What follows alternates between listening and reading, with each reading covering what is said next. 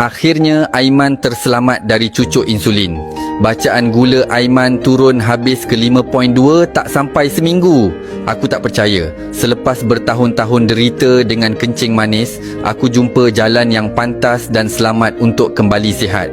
Nama aku Aiman, 34 tahun, ayah kepada seorang anak kecil yang masih perlukan aku.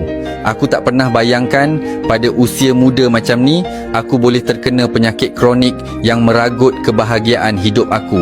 Dulu aku sihat. Aku tak rasa ada masalah besar walaupun gaya hidup aku macam biasa je.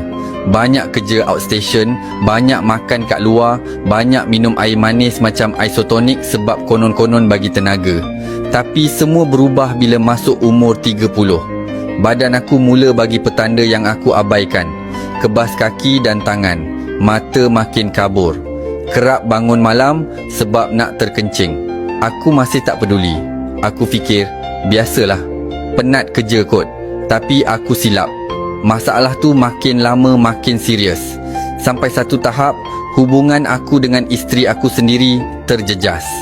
Aku rasa macam gagal sebagai suami. Kemuncak penderitaan aku, masa aku kena bisul kat kaki. Mula-mula aku ingat benda kecil je. Tapi bila buat check up penuh, doktor terkejut tengok bacaan gula aku 26.5.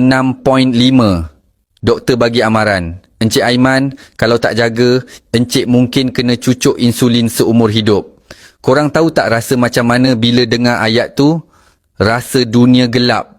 Aku bayangkan diri aku bergantung pada jarum dan ubat sampai tua. Aku bayangkan anak aku tengok aku tak mampu buat apa-apa.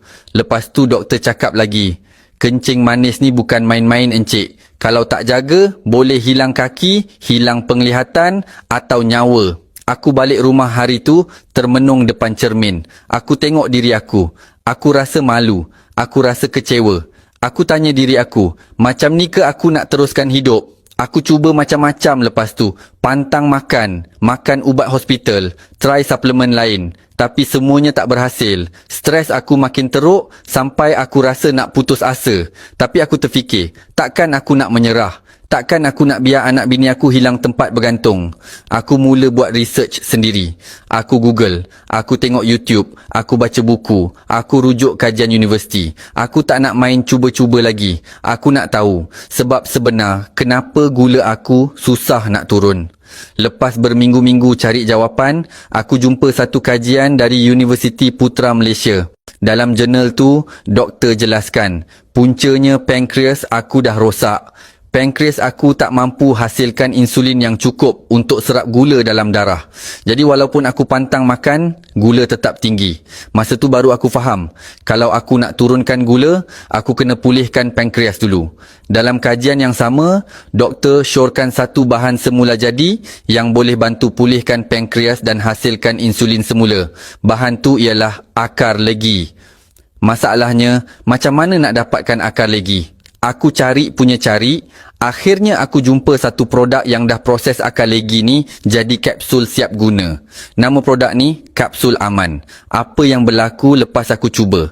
Aku takkan lupa. Lepas seminggu, bacaan gula aku jatuh dari 26.5 ke 15.1. Aku rasa macam dapat hidup baru. Kebas-kebas hilang. Mata aku makin terang. Lepas 3 minggu, bacaan gula aku dah stabil bawah 5. Doktor sendiri terkejut tengok perubahan aku. 3 perkara yang berubah dalam hidup aku. Pertama, aku bebas dari kencing manis. Bacaan gula normal, tak perlu insulin lagi. Kedua, hubungan aku dengan isteri kembali bahagia. Dia cakap aku kembali nampak muda. Dan ketiga, aku rasa lebih kuat dan bersemangat. Aku dah boleh main dengan anak aku tanpa rasa letih. Aku kongsi cerita ni sebab aku tahu ramai kat luar sana yang lalui benda sama. Kalau korang ada kencing manis, aku faham rasa seksa tu. Aku faham rasa kecewa tu. Tapi aku nak cakap, jangan pernah putus asa.